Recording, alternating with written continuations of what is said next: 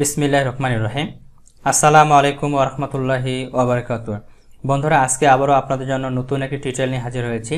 আজকের এই টিউটোরিয়ালে যদিও ছোট কিন্তু অনেক ভ্যালুয়েবল একটি টিউটোরিয়াল, কারণ আজকের এই টিউটোরিয়ালটিতে আমরা শিখব কিভাবে নরমাল টেক্সটকে বারকোডে কনভার্ট করতে হয়, তার A to Z step by step. আর এই কাজটি আপনারা কেন শিখবেন?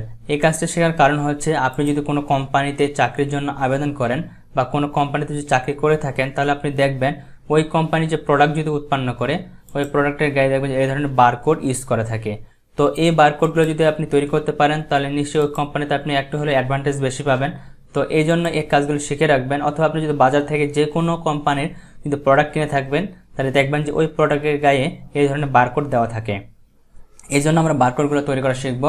আমাদের ব্যক্তিগত কাজে আমরা ব্যবহার করতে পারি, অথবা যদি আমরা কোনো জায়গায় চাকরি ইন্টারভিউ দিতে যাই বা চাকরি করতে যাই, সেক্ষেত্রে আমাদের এগুলো কাজে লাগতে পারে। এই জন্য আমরা এটা শিখে রাখবো। তো চলুন দেখি কিভাবে এগুলোকে তৈরি করতে হয়। আপনারা যদি লক্ষ্য করেন, আমার এখানে কিন্তু বিভিন্ন ধরনের টেক্সট রয়েছে এবং পাশে এটা কনভার্ট হয়ে বারকোডে কনভার্ট হয়ে গেছে। দেখেন, আমি যদি এখানে কোনো একটা নাম্বার পরিবর্তন করি, এখানে আমার 1 রয়েছে, 1-এর জায়গায় যদি আমি 7 দিই, তাহলে দেখবেন এখানে আমার 1-এর জায়গায় 7 হয়ে যাবে। আমি এন্টার দিলাম, তো দেখেন সাথে সাথে এই জায়গায় 7 হয়ে গেছে। যেমন এই জায়গায় দেখেন শেষে কি আছে, আমার 8-9 আছে, তাই না? এই সেলে শেষে এখানে 8-9 আছে, এই জায়গায় কিন্তু 8-9 চলে আসে। আমি এটাকে ডাবল ক্লিক করলাম, ডাবল ক্লিক করে এই জায়গায় আমি দিয়ে দিলাম 5-5 দিয়ে যদি এন্টার দিই, তাহলে দেখেন এই জায়গায় 5-5 চলে আসছে। অর্থাৎ আপনি এই নাম্বারগুলোকে পরিবর্তন করবেন, অটোমেটিক আপনার বারকোডগুলো কিন্তু পরিবর্তন হয়ে যাবে। এই জন্য এখানে আমাদের কিছু ফরম্যাটিং করতে হবে। চলুন দেখে কীভাবে এই কাজটি করতে হয়। দেখেন, আমার এখানে যে নাম্বারগুলো রয়েছে, এখানে কিন্তু আমি কোনো ফরম্যাটিং ইউজ করিনি, জাস্ট নাম্বারগুলোকে টাইপ করছি এবং নাম্বারগুলোকে একটু বোল্ড করছি, একটু বড় করে দিচ্ছি যাতে আপনাদের বোঝানোর সুবিধা হয়। আর ব্যাকগ্রাউন্ডে একটা কালার ইউজ করছি। আমি যদি এখানে কালারটা চেঞ্জ করে দিই, তো দেখেন কালারগুলো কিন্তু চেঞ্জ করতে পারতেছি। ঠিক আছে, এটা তেমন কোনো বিষয় না। এখন আমরা দেখব যে এই টেক্সটগুলো দিয়ে আমি একটি নতুন করে বারকোড আপনাদের তৈরি করে দেখাচ্ছি।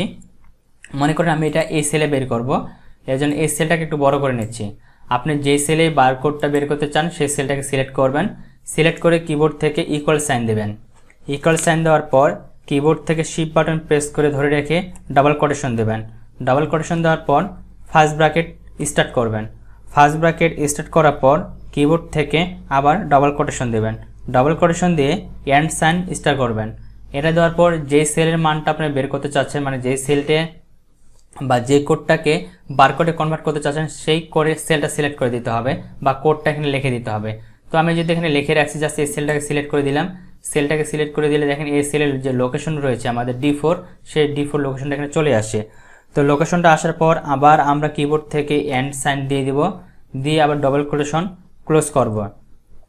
এটা ক্লোজ করার পর আবার কিবোর্ড থেকে ফার্স্ট ব্র্যাকেট ক্লোজ করব। ফার্স্ট ব্র্যাকেট ক্লোজ করে আবার ডাবল কোটেশন ক্লোজ করব।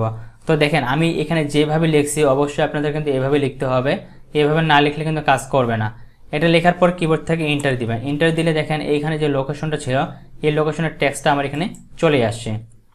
ঠিক আছে, আসার পর এখন আমি এটাকে জাস্ট ড্রাগ করে নিচে নামাতে পারি, অথবা এটাকে আগে আমি বারকোডে কনভার্ট করে নিতে পারি।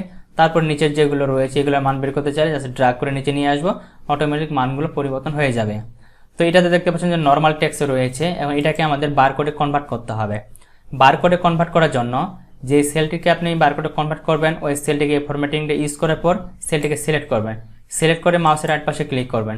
মাউসের রাইট পাশে ক্লিক করার পর নিচের দিকে দেখতে পাবেন যে ফরম্যাট সেলস, এই ফরম্যাট সেলে ক্লিক করবেন। ফরম্যাট সেলে ক্লিক করলে এরকম একটা উইন্ডোজ বা একটা ইন্টারফেস চলে আসবে। এখান থেকে আপনার ট্যাক্সে ক্লিক করবেন। নাম্বারে প্রথমে থাকবেন, নাম্বার থেকে ট্যাক্সে ক্লিক করবেন। ট্যাক্সে ক্লিক করার পর এখান থেকে ফন্টে ক্লিক করবেন। ফন্টে ক্লিক করে এখানে আপনার অনেকগুলো ফন্ট থাকবে। তো এখানে আমি একটা ফন্ট ইউজ করব, যে ফন্টটার নাম হচ্ছে আমাদের এখানে আপনারা এখনই দেখতে পাবেন। আমি একটু উপরের দিকে নিয়ে যাচ্ছি, ফন্টটা খুঁজে বের করি। ওকে, তো এখানে দেখতে পাচ্ছি এই ফন্টটা আমি ইউজ করবো। আমি যদি এই ফন্টটাতে ক্লিক করি, ক্লিক করার সাথে সাথে এখানে দেখেন যে প্রিভিউ উইন্ডোজটি আমার আছে। এই প্রিভিউ উইন্ডোজে কিন্তু আপনারা দেখতে পাচ্ছেন যে পরিবর্তন হয়ে যাচ্ছে, এখানে বারকোডে কনভার্ট হয়ে যাচ্ছে। আমি যদি এখান থেকে অন্য একটা ফোন ইউজ করি, তো দেখেন নাম্বারটা কিন্তু এখানে শো করাচ্ছে। কিন্তু এখানে থেকে আমি যদি এই ফোনটা সিলেক্ট করি, সিলেক্ট করার সাথে সাথে এটা বারকোড কনভার্ট হয়ে যাচ্ছে। এখানে আমি দুইটা ফন্ট ইউজ করেছি, একটা হচ্ছে IDAHC39M কোড, ঠিক আছে, আরেকটা হচ্ছে ID automation SC39M free version. আপনারা এই দুটি ফোন যে কোনো জায়গা থেকে ডাউনলোড করে নিতে পারেন। আপনারা যদি গুগলে সার্চ করেন, গুগল থেকে ডাউনলোড করে নিতে পারেন, অথবা আপনারা যদি গুগলে সার্চ না করতে চান, যদি আমার কাছ থেকে নিতে চান, তাহলে অবশ্যই কমেন্ট বক্সে কমেন্ট করে একটা ভালো কমেন্ট করে আমাকে জানাবেন। তাহলে অবশ্যই আমি আপনাদেরকে এই ফোন দুইটা ডাউনলোড লিঙ্ক দিয়ে দিব, যেখান থেকে আপনারা ডাউনলোড করে ব্যবহার করতে পারবেন। ঠিক আছে, তো আমি এটা যদি সিলেক্ট করে দিই এটা আসবে, এটা সিলেক্ট করে দিলে এটা আসবে। তো আমি প্রথমটা সিলেক্ট করে দিলাম, সিলেক্ট করে দিয়ে জাস্ট ওকে বাটনে ক্লিক করলাম। ক্লিক করলে দেখেন এই কোডটি আমার কিন্তু বারকোডে কনভার্ট হয়ে গেছে। এখন আমি যেমন এখানে একটা ইয়েলো ব্যাকগ্রাউন্ড কালার ইউজ করছি, আপনি চাইলে এখানে ইউজ করতে পারেন। এই জন্য ফরম্যাটে ক্লিক করে এখান থেকে যে কালার দেবেন সেই কালারটি এখানে অ্যাপ্লাই হয়ে যাবে। তো এখান থেকে মনে করেন আমি এই কালারটি দিচ্ছি এবং বারকোডের কালারটি আমি এখান থেকে আলাদা কালার দেবো, মানে হোয়াইট কালার দিলাম। তো দেখেন হোয়াইট কালারের বারকোড চলে আসছে।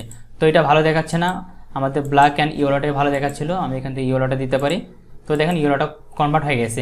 এখন আমি যদি নিচেরগুলো বের করতে চাই তো জাস্ট ড্র্যাগ করে নিচের দিকে টেনে দেবো, টেনে দিলে নিচেরগুলো আমার সব চলে আসবে। তো দেখেন কনভার্ট হয়ে কিন্তু সব চলে আসে। তো খুবই একটি ইজি কিন্তু অনেক ভ্যালুয়েবল একটি ট্রিক ছিল আজকের এই ভিডিওতে। আশা করি আপনারা শিখতে পেরেছেন। তারপরে যদি কোনো সমস্যা থাকে অবশ্যই কমেন্ট বক্সে কমেন্ট করে জানাবেন, আমি সেই বিষয়গুলো আপনাদের ক্লিয়ার করে দেবো ইনশাল্লাহ। সবাই ভালো থাকবেন, সুস্থ থাকবেন, দেখাবেন নেক্সট ভিডিওতে। আল্লাহ হাফেজ।